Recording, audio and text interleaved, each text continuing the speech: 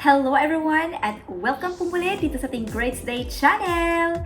Ngayon po ay pag-uusapan po natin ang iba't ibang mga benepisyo na dinudulot nitong ating mahiwagang dahon ng laurel.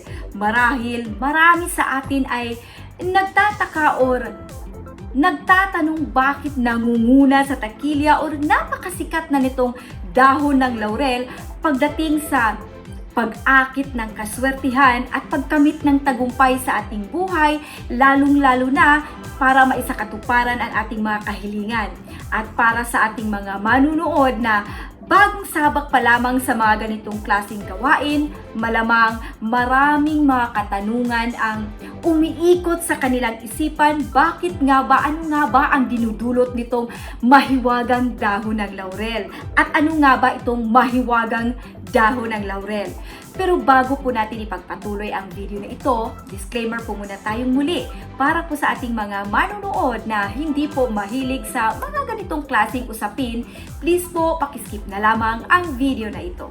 At kung kayo po ay bago pa lamang sa channel na ito or kabubukas niyo lang sa channel ko, pagkatapos niyo pong panoorin ang video na ito at kung ito po ay magugustuhan niyo lang din po lamang, please po huwag kalimutang mag-subscribe at pakipindot na din ang ating notification bell para kayo po ay maging updated every time na meron tayong mga bagong uploads.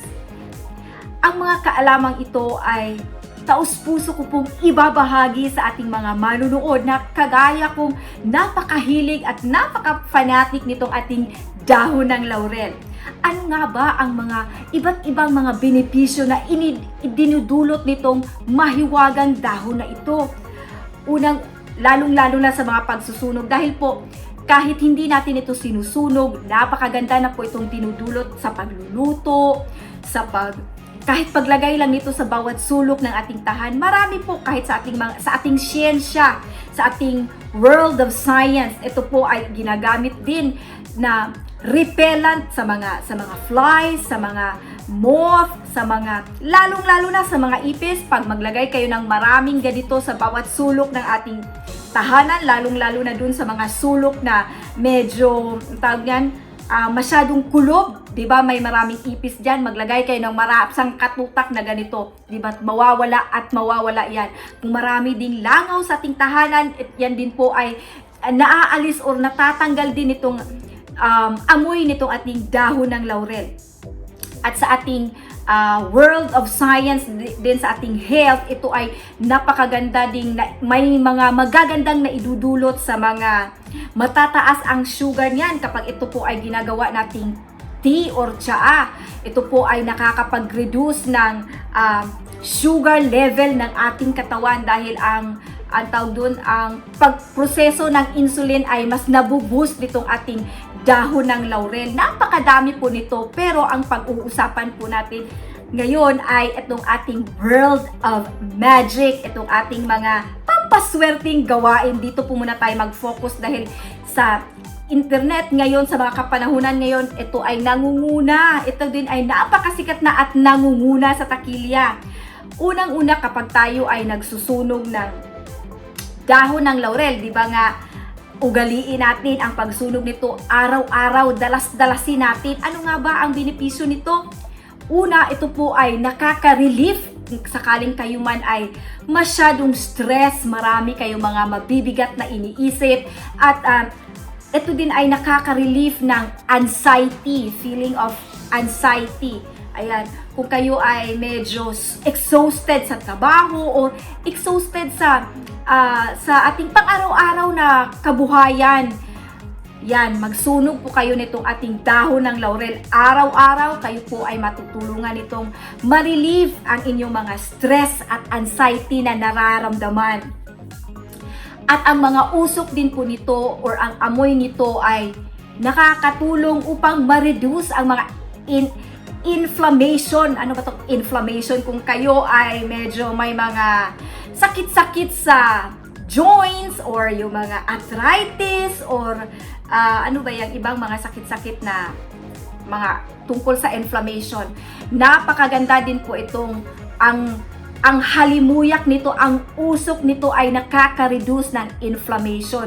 Subukan niyo po sa inyong mga tahanan kung kayo ay may nararamdaman na mga sakit-sakit sa dito sa ating mga siko, sa ating mga tuhod. Subukan niyo ang gawain ito, ang pagsusunog ng dahon ng laurel, at dalas-dalasin nyo, araw-arawin nyo hanggat maaari ay araw-arawin nyo para mararamdaman nyo ang epekto.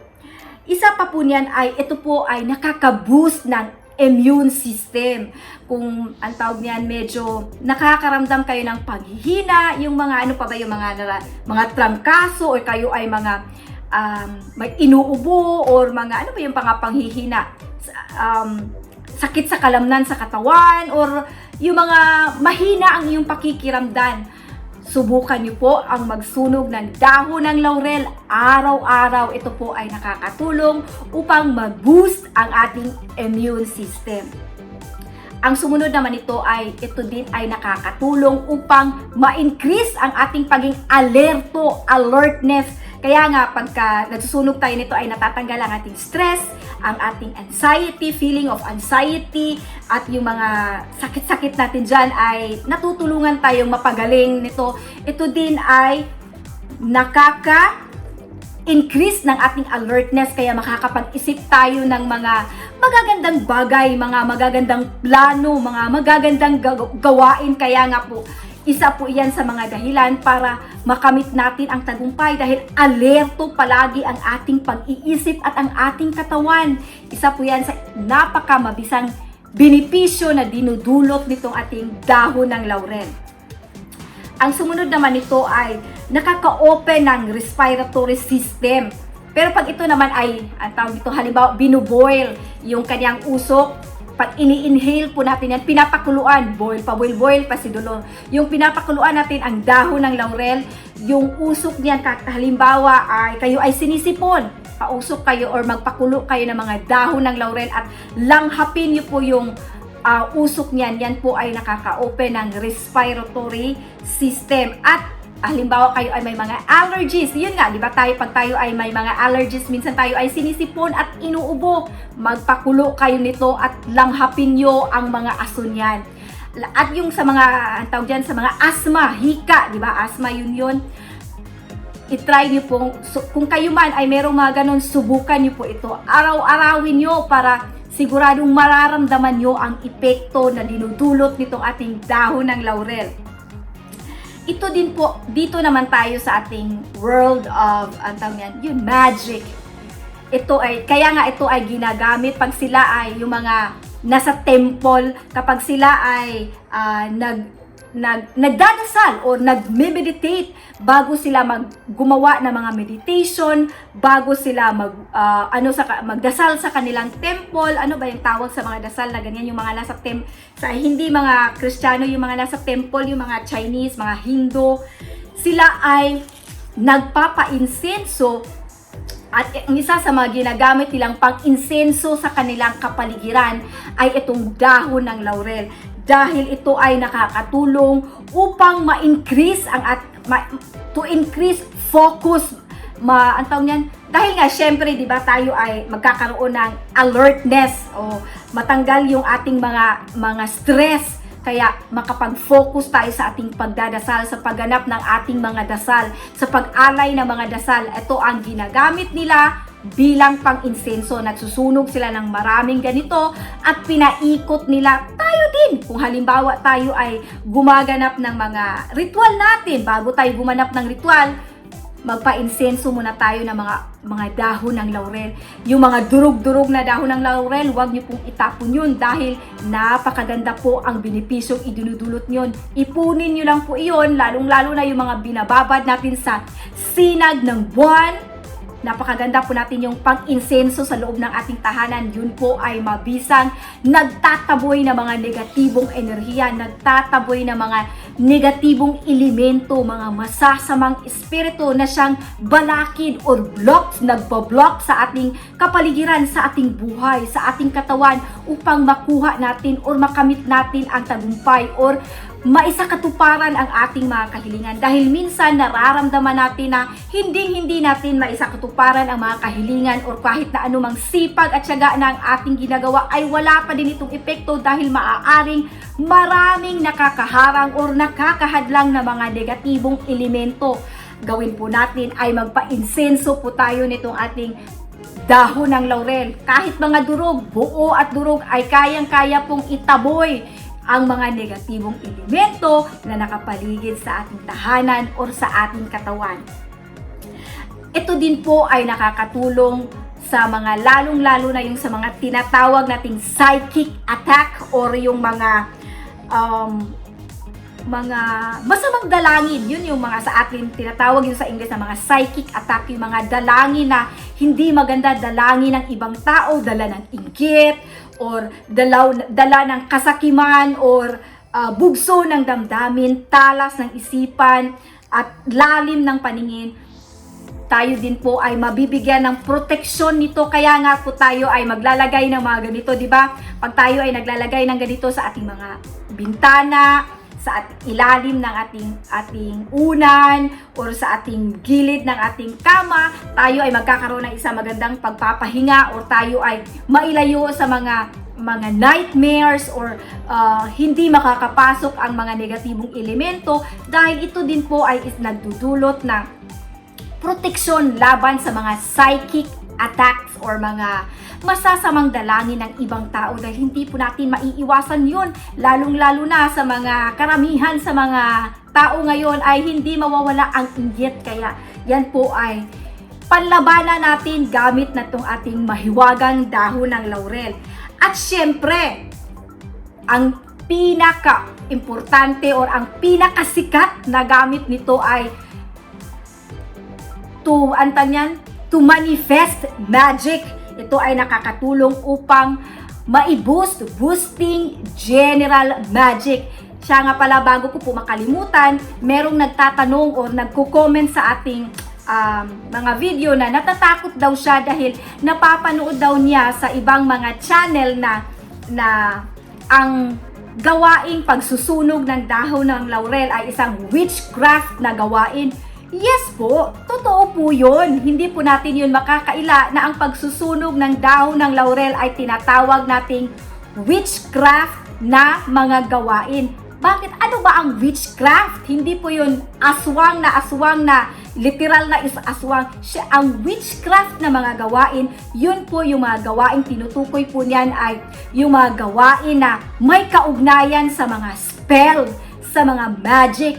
Pero kung ang iyong pagsasagawa ng mga magic or spell ay nasa mabuting intensyon at pangungunahan natin ang ating mga dasal sa ating puong may kapal, at ito po ay para sa tagumpay sa ating buhay, para sa kaginhawaan ng ating buhay, at hindi nakakapahamak ng kapwa-tao, huwag po kayong mag-alala dahil hindi po iyon evil works. Ang mga evil works, yung mga pangkukulam, yung mga manggagamot na gustong tumira din ng mga kanilang pang-atake sa mga kung sino mang meron sila mga kliyente na inaatake at gusto nilang pagsagawaan ng wristback yun.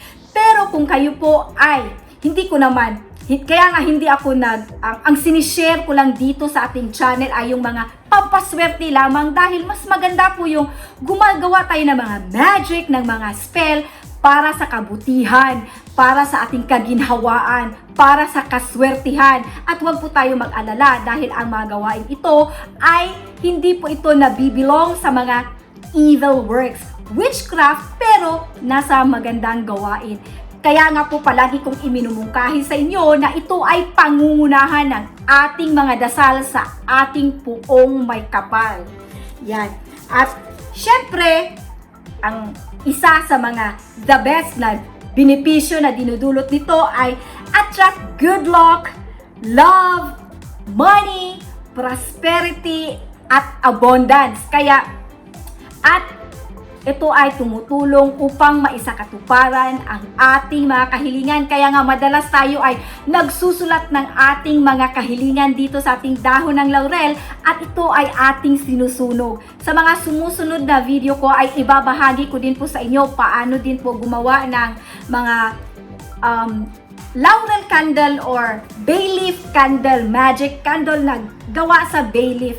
Ibabahagi ko din po sa inyo yun dahil ang bay leaf po ay isa sa mga mabisang kasangkapan na talagang nagbibigay or naghahatid ng magic upang makuha natin, upang makamtan natin or makamit natin ang tagumpay, katuparan ng kahilingan at syempre kaginhawaan ng ating pamumuhay. Yan lamang po sa video natin na ito at sana po ako ay nakadagdag ng mga konting kaalaman tungkol dito sa ating mahiwagang dahon ng laurel. At sa sinasabi ko na po sa inyo, huwag po kayong mag-alala dahil ang pagsusunog po ng dahon ng laurel, oo nga, ito ay witchcraft na mga gawain, pero ang ating sadya or ang ating intensyon ay kung nasa mabuting intensyon lamang, tayo ay nasa safe zone, nasa safe side tayo at lagi po nating tatandaan na ito ay mga pawang gabay lamang at hindi po ito alternatibo ng ating mga dasal. At syempre, hindi po ibig sabihin na tayo ay gumagawa ng mga magic, ng mga spell at basta-basta na lang tayo nakatunganga sa ating mga upuan o sa loob ng ating tahanan dahil nag-aantay na lang tayo ng mga biyaya. Hindi po, ipagpatuloy pa din po natin ang ating doble sipag at tiyaga upang siguradong matugunan natin ang ating mga pang-araw-araw na pangangailangan sa ating buhay. At sa sinasabi ko na po sa inyo, ito ay mas epektibo at mas positibo ang magiging resulta ng mga ito at ito ay mabilis o agad-agaran ang epekto ng paggagawa o pagsasagawa ng mga ganito kapag ito ay ating pangungunahan ng ating mga dasal sa ating puong may kapal. Kaya ugaliin nating magdasal, manalangin, lagi tayong humingi ng gabay sa ating puong may kapal at huwag na huwag nating kalimutang magpapasalamat dahil siya at siya lamang po ang natatanging pinakamakapangyarihan sa buong sanlibutan. Maraming salamat po sa inyong pagpapanood at see you on my next vlog. Always spread the love and God bless us all.